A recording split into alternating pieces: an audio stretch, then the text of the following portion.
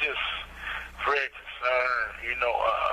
I talked to my attorneys the other day, and they said they were getting ready to meet with the prosecutor to set up a trial date. But my concern, with that is that, they haven't prepared me for trial. They haven't fully investigated this case. And so, they haven't, did the file proper motions in a proper manner. And so, it's concerning me, you know what I'm saying? And they had a meeting the other day, and so the problem is I'm hearing that a court date has been set, but nobody's told me when that date is, and I'm not trying to be ambushed at trial, you know what I mean? Because a lot of times that's what happens to people here in Bell County. They get ambushed at trial, they don't know, they don't be in the know. And so I constantly asked my lawyer to file a motion challenging the judge who issued the search warrant. He's refused to do that. I've asked him to subpoena records to the hospital records. He's refused to do that. I asked him to do these motion-induced decoms and to call all these officers who were part of this case to bring their own reports, because the DA office have been not giving us discovery in a timely fashion so my lawyers can prepare for trial. Then I don't know if they are or not, because I'm not being let in on the process, as far as like what's going on in the know. And so that's concerning to me, on the 22nd of January, the prosecutor said that he had discovery that he wasn't going to turn over to my lawyer, And so a lot of my motions to do steakums and calling the police aren't being respected, that has, and I'm asking him to, there's a lot of evidence, that they have to go over to know what we can and can't use at trial. We're not going through that process. And so, to have a trial with inexperienced attorneys, it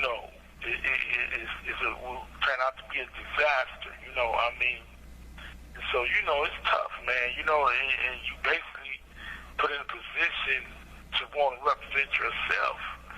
But, if you don't have a defense and your attorney's going in and they don't have a full command of the case as to, the investigation part, and so it's tough, man. But, I'm just concerned, man, I don't see how I didn't have a right to be in my house. No one ever said a crime was committed at my house.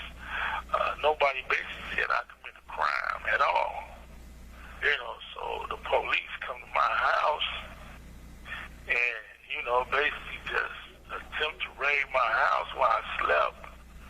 And, it's tough, man, and I mean, that's happening all around the country, man. You had a guy in Dallas where the police ran his house and shot him. You had another case in Houston where they did a no-knock search warrant. They just shot and killed this guy. And they had another one in Killeen where they just shot and killed this guy, and so, and the way, from what I'm getting from these reports is that they were coming to my house to serve some kind of revenge, and so it's tough, man, to be here, to be in this jail for 5 years, what I'm saying, why they, change and take out the evidence that they want to take out.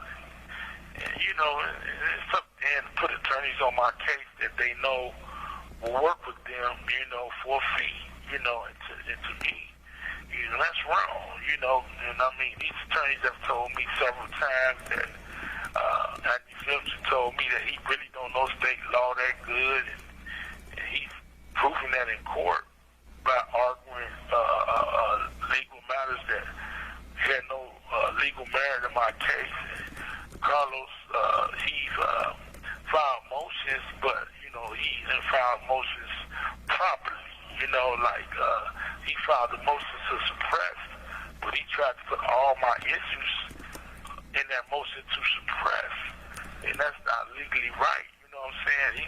He wasn't even supposed to file a motion to suppress because there was no evidence that I wanted to suppress. I wanted to just challenge the constitutionality of the warrant, and the judge issuing the warrant, because it was nothing in that warrant that I showed you that it was online that they said that I committed any crime, and so not only that, it was no reason for the judge to issue a no-knock search warrant in my house because that's a violation of no-knock policy under 108.8b4, you know what I'm saying?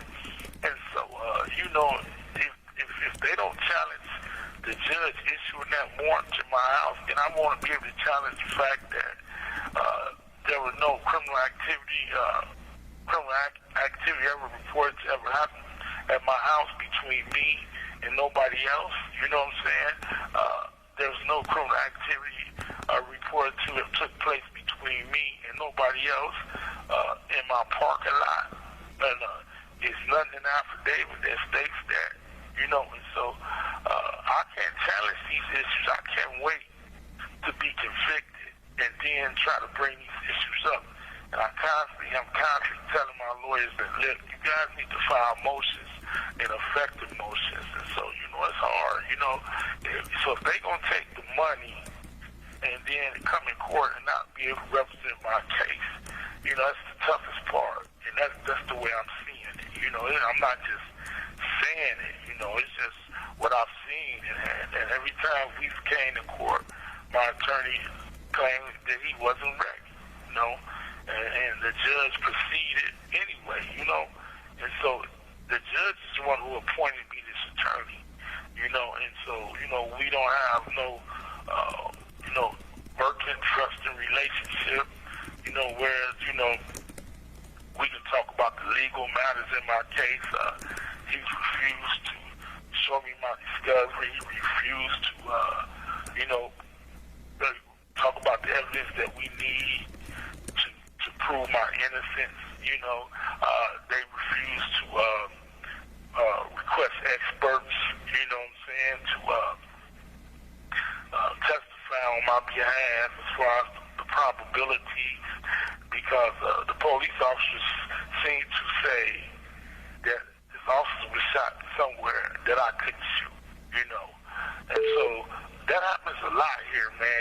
When guys go to trial, they, especially when they got court-appointed attorneys, that they don't put on a defense, and so I talked to Anthony. He said, well, the bottom line is the bullet that they said it came from the officer, it came from your gun. I told him, hey, wait a minute.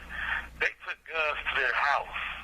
They removed guns from their house. They bought gun holsters to my house, so, there's reasonable doubt, about that, based on what the police officers say they saw. So are we going to use what the police officers say they saw? And so, that means that it's reasonable doubt. The police officer said the officer was shot under the stairs. So it's tough, man, knowing what they're going to use, because they've been taking and changing my police reports, and they've been changing, man, they've been doing a lot, and so basically, I don't believe that they're ready. I don't believe that they're experienced enough. You have 1 minute left. Hey, as soon as this go off, I'm going to call you back as well. But it's tough, man. It's tough, man, being in this situation, man. Being somebody who didn't know it was the police. It's tough, man. It's tough. So, I'm just hoping, man, that something, man. I need somebody to come along and try to assist me, man, or something. It's frustrating.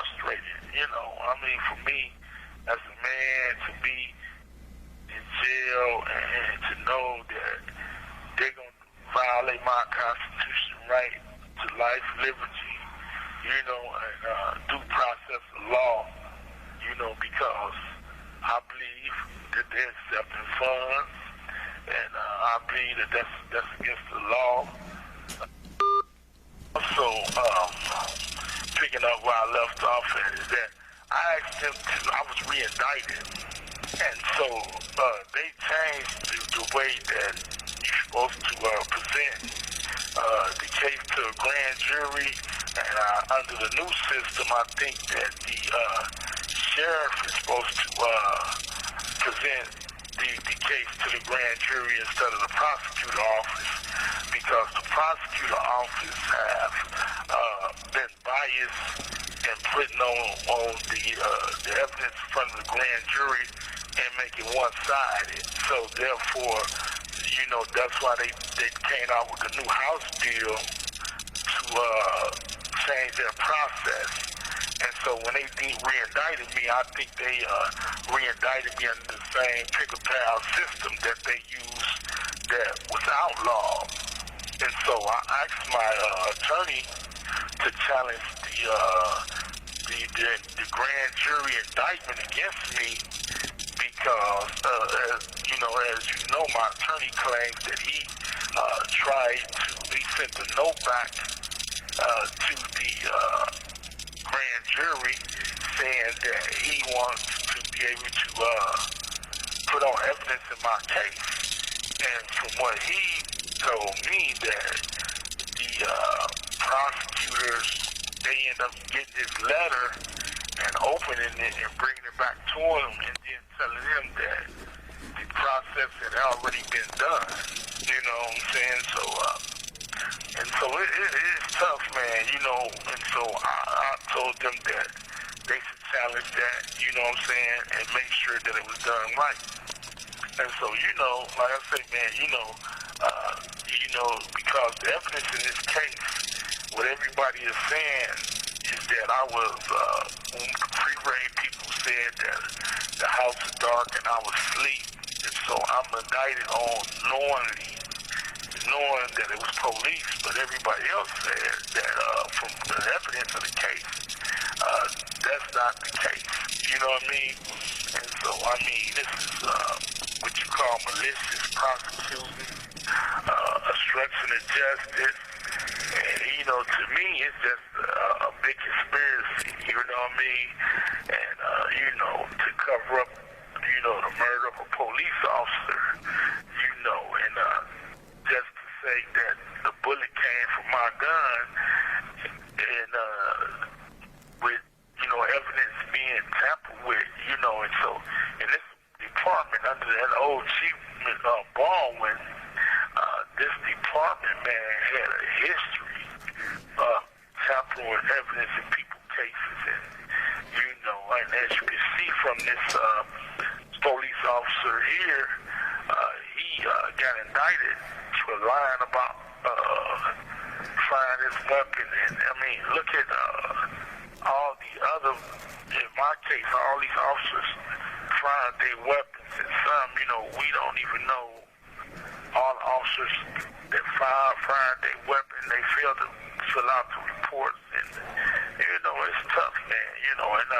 with these officers saying they were in a crossfire, and it's tough, man. To know that they got the power to take your discovery and make changes in your discovery as they will. And so, if you don't got your discovery, you can't expect the prosecuting office to be fair. And so it's been biased, this whole, legal issues, everything has been biased, and I believe that my attorney took money under the table. I believe that, and because, like I said, why would you take a case that you're not, legally qualified to represent or don't know how to represent? You can't give me effective assistance of counsel if you don't know the issue, the legal issues in my case and how to present the case. And, it's tough, you know what I'm saying? So I'm just saying, man, it's a fight, man, and then a lot of people say, well, you got to accept, what they give you because you asking for a court-appointed attorney. No, man, I don't think an attorney should take a case that he can't represent. You know what I'm saying? And so, I think Anthony Smith is a civil rights attorney, and Carlos is what you call some kind of I forgot what they call him. But it's tough, man. It's tough. So I think I go see the doctor. I don't know when, but I got a doctor's appointment and stuff. And so it's tough, man. But like I said, I'm trying to get witnesses, called on my behalf, and I want him to challenge the grand jury, indictment on my case, to challenge the word, and indictment unknowingly based on the evidence. And I want them to, just, man, be able to do the legal things, because it seems like, man, it's tough, man. It's a tough position to be in. But I'm frustrated a little bit, but you can hear it in my voice, but who wouldn't be if you were in your house, you never did nothing wrong, and you believed the intruder was coming to your house, and you acted, based on what you thought at the time that you acted, you know what I'm saying? And I never knew that the police would be coming to my house, and I don't believe they should have came to my house, because what they claim is that they were assisting the another department. And so my concern with that is, if you're assisting another department, why would you raid my house without even seeing the warrant, not even having the warrant present with you, and just do a no-knock search warrant on my house? Because I believe if the officer that seen that was over this raid, over the SWAT team, I believe that he would have seen this particular warrant, which I believe they made this warrant after the incident happened, after they knew that they already, violated my due process. And so I believe that this judge who made this warrant, I believe that he did it to cover for the police. I think he did it to rubber stamp the police conduct, and so it's tough. So and I think my lawyers are basically trying to cover for my prior lawyers' corrupt process, Michael White, And so you got everybody trying to cover for everybody. So it makes it so tough, man, when you up against that kind of people, those kind of issues. And then, this area, I don't know how I can get a fair jury, on this area. So, I hope they try to file for a change of venues, but my lawyer said a change of venue could be worse than this. So, it's tough.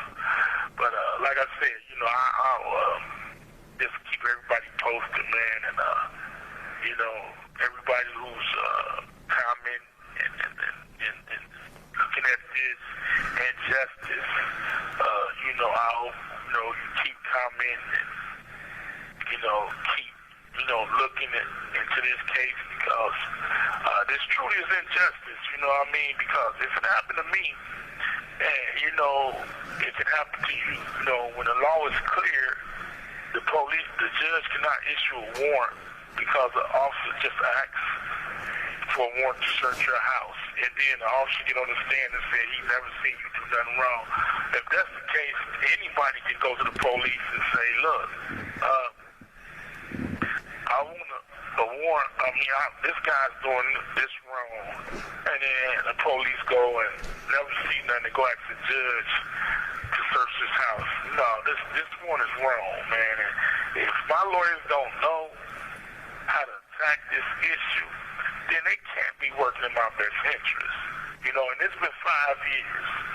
You know, so it's tough, man. So like I said, you know, right now I'm experiencing a lot of frustration. You know what I mean? And you know, I don't.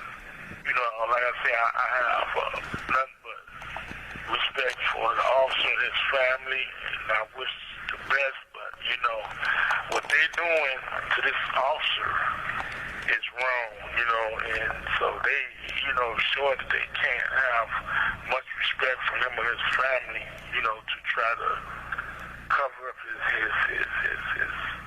his murder. You know, and so you know, it's tough. You know.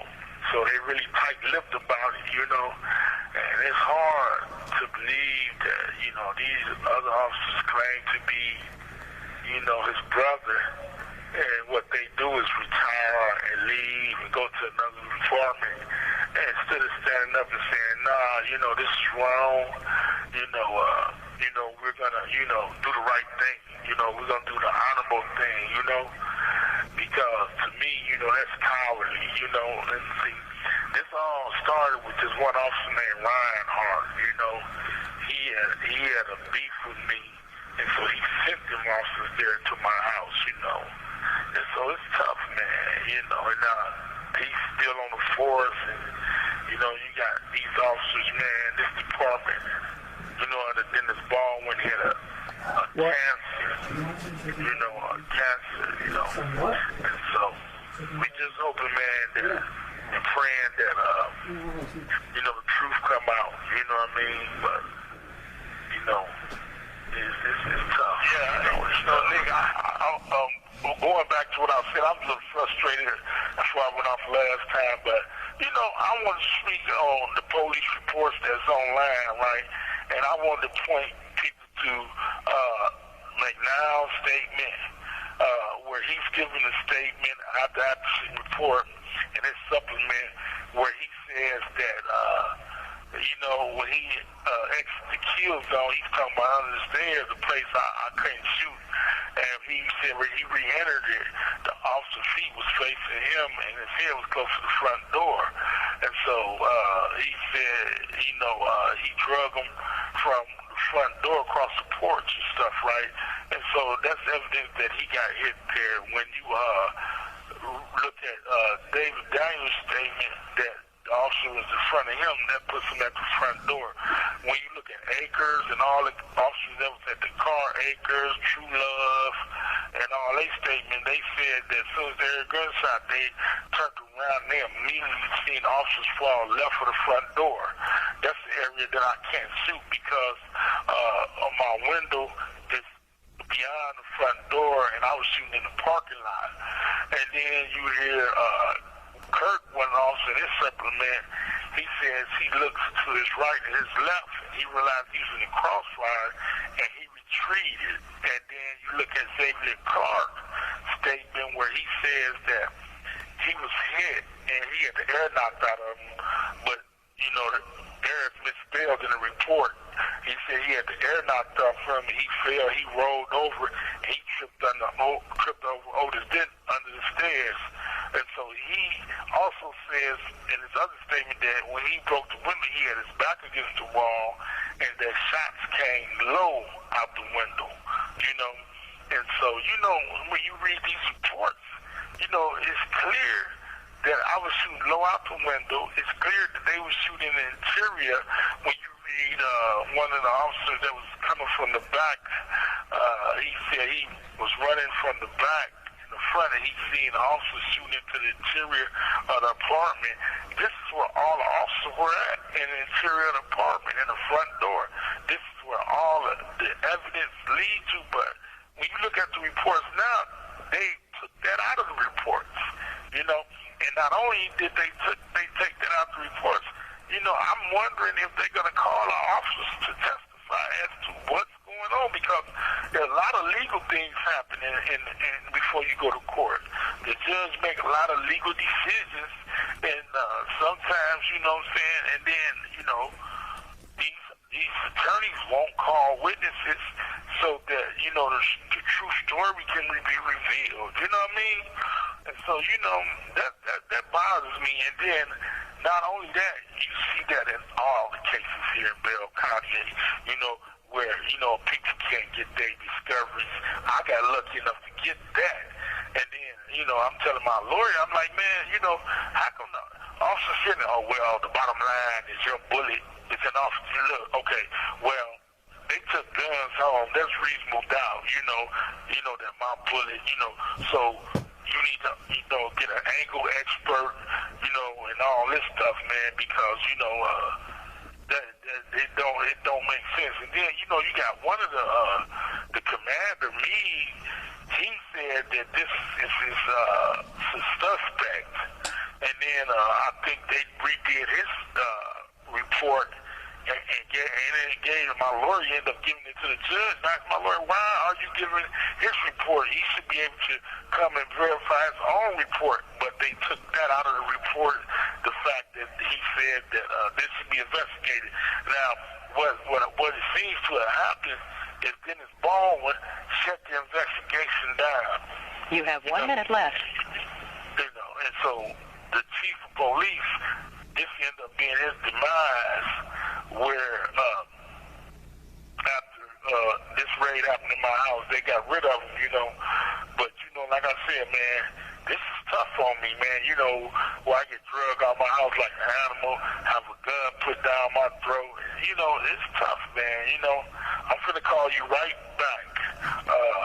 It's just in fries, man, at the way, we was treated, man, and it was really bad, man. I can't believe that in this country right now today, man, that you still could be drugged out your house like an animal, have a gun put in your mouth, pistol whipped, sexually assaulted, my old lady, had her ribs broke, just had her face slammed into the ground, and this type of brutality, man, they shot so many shots, man, to her.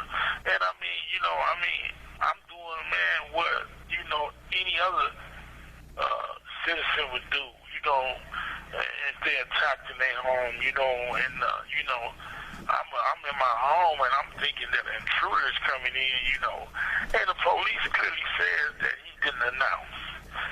One of the police said, man, we didn't first announce. What am I supposed to do? I was in a do-or-die situation. My window busted, I didn't have time to process that. Only thing I know is I fear for my life, and I fear for the life of Shirley.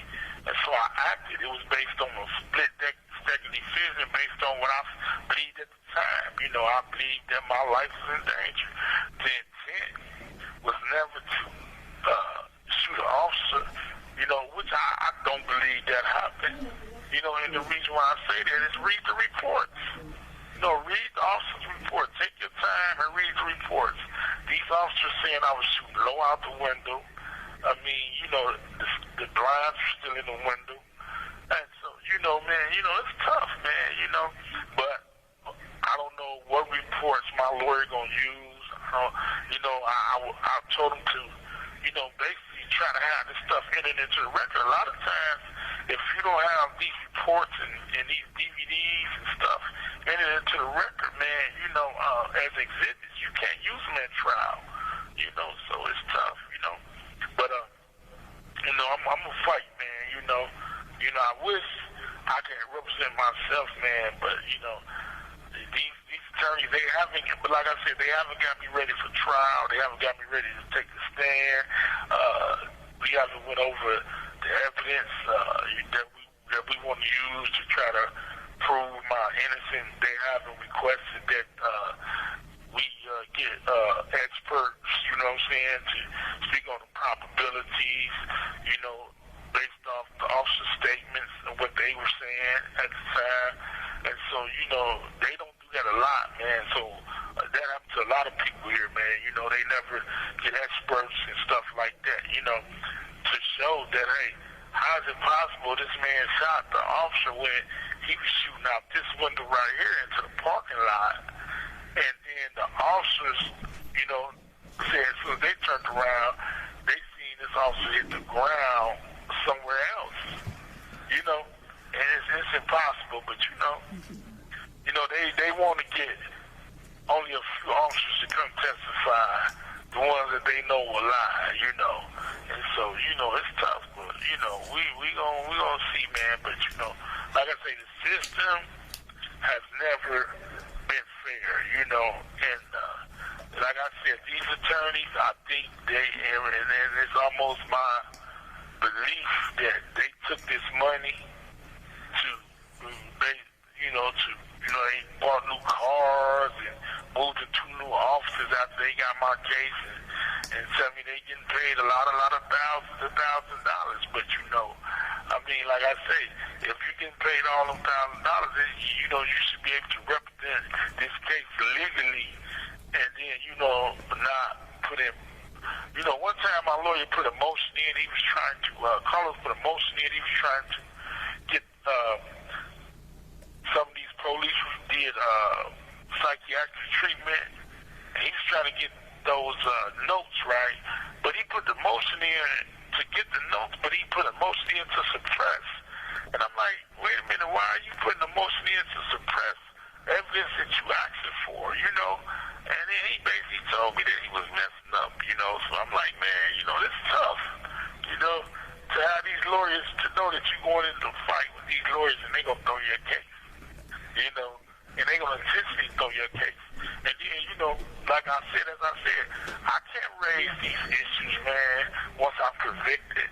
I can't raise these issues, man, but I think they need to ask for a change of venues, though, because I think that statue that they got in front of the courthouse, I think that might violate my right to a fair trial. They got this big statue in front of the thing, and then especially in the climate that we living in now, and so, I think we need to try to move it somewhere else, where they don't have to walk past that, you know what I'm saying? So, I'm already in a bad enough position to be in it. And based on the law, if I had attorneys that will abide by the law, follow the law, and follow correct motions, then it don't make no difference if I was convicted. The motions will give me, a fair trial, because this place is biased. The judge, you see, the court is biased, the prosecuting officer is biased, and so it's tough.